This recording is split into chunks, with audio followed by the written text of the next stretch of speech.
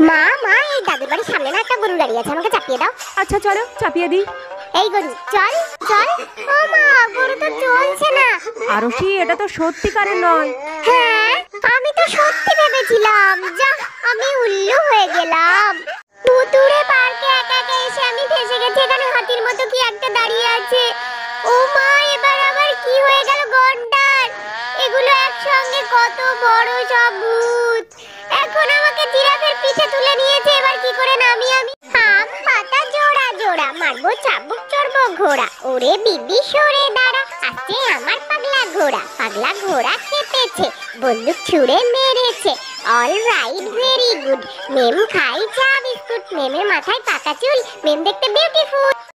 এই জাদুর মূর্তি নাকি অনেক সুন্দর জায়গায় নিয়ে যায়। দেখি তো আজকে আমাকে কোথায় নিয়ে যায় জাদুর মূর্তি। ওয়াও, কি সুন্দর, নদীর ধারে এসে বসে দিয়েছে। খুব খুশি হয়েছি, থ্যাংক ইউ জাদুর মূর্তি। মেলায় এসে স্লাইডিং জাম্পিং না করলে হয়? এই যে দেখো, আমি একা একা উঠে পড়ছি এখানে সিঁড়ি দিয়ে।